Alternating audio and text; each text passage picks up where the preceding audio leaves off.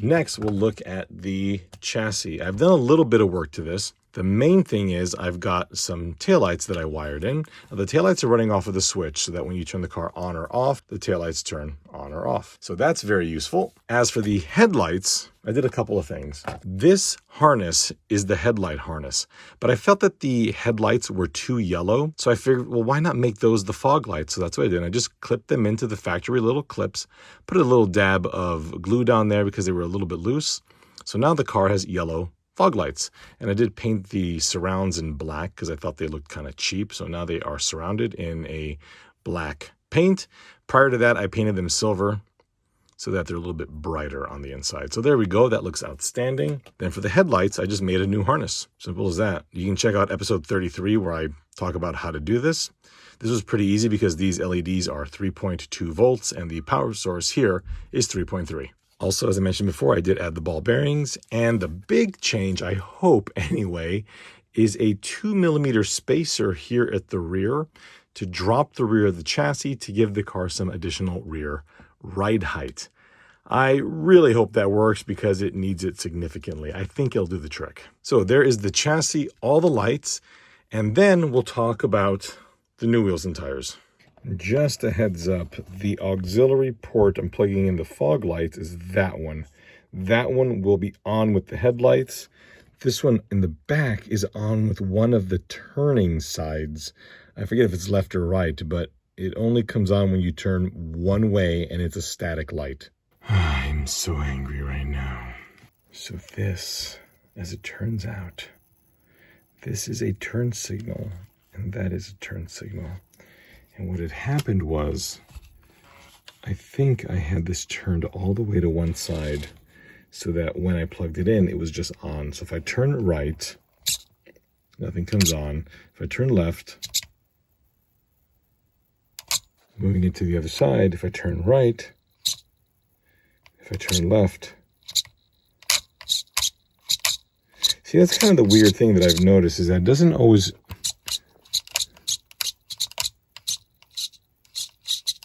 I don't know if it's not centered 100%. Seems to be centered. Anyway, so now I don't know what I'm going to do. I don't know what I'm going to do.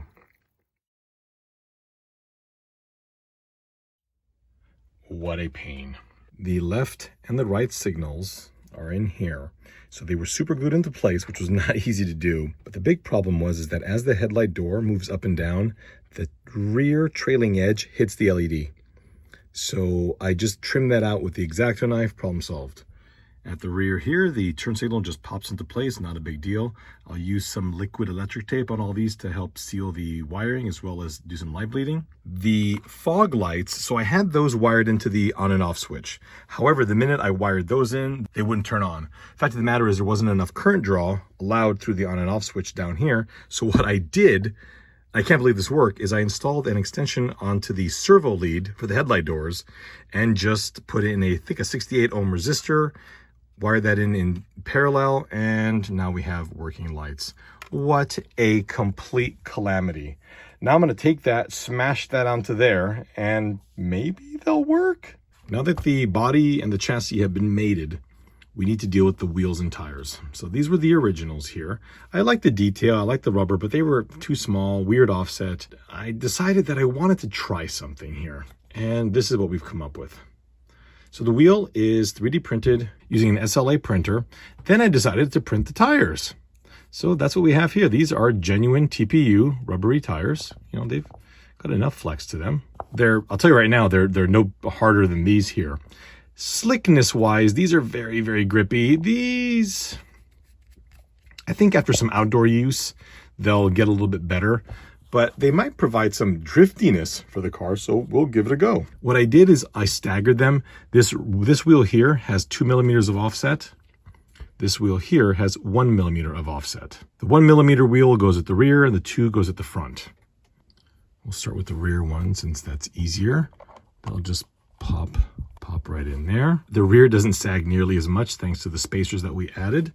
We'll put our SLA prints are very, very detailed, but they're not very strong. So when we put this on, we'll just have to make sure we don't, oops, whoopsie daisies. I'll stick it in here. Just make sure that we don't over torque it. There's no reason to do that.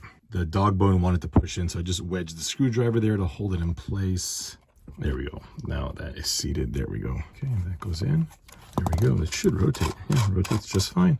Other side. I did want to show you how I made these. So these are a staggered diameter wheel. The outside is the side that we're focused on in terms of cosmetic, but the inside is required for clearance on the A-arms. So that's just what I did. This meant that the rear I printed completely flat. It's likely that I could have added a little bit of curvature. It just would have been a heck of a lot uglier than it currently is. I mean, the 3D printed rubber really isn't beautiful, but it does work. A friend of mine has had these rubber tires, not these, but he's had his own rubber tires that are 3D printed on a couple of his larger scale buggies, and they've lasted for quite a long time. So this is in the outdoors with quite a bit of abuse. Oops, correct tire offset, stick it in, and perfect. The front's going to be annoying because there's not really anything that holds the spindle in place other than the bearing. So we might as well just do that. Bearing in first. Shove this back through the rear. There we go. Bearing again through the front. This is going to be a little bit annoying, I think. That wasn't so bad. Put this on. And as the tire seats, it should pull the spindle outward. All right, so that is on a bearing now. And that side. Are you ready? I don't know if you're ready because I was not ready for what is behind these hands right now.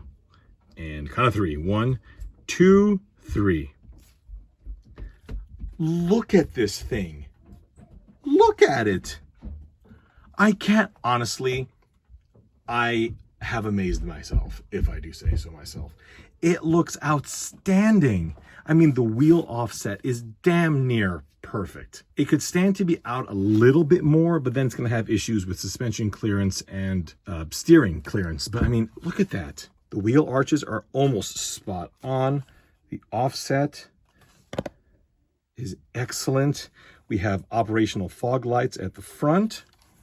We have tail lights at the rear. Granted, they're kind of in the wrong spot. They're definitely highlighting the reverse light, but we get the idea of where they're supposed to be. Let's use the turn signal.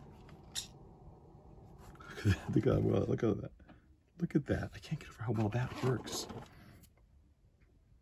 So again, what I did is the signals on this car aren't flashers. It's just an on and off circuit. So all I used was these little flasher LEDs that I've used many, many times.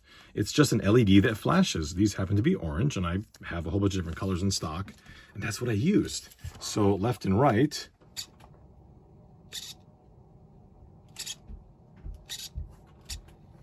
And again at the rear.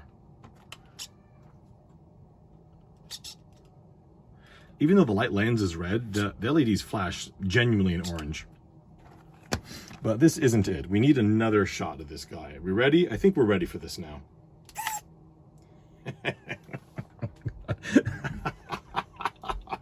This is amazing. I cannot get over how good the car looks now. I'm sorry. I'm going to be here a while.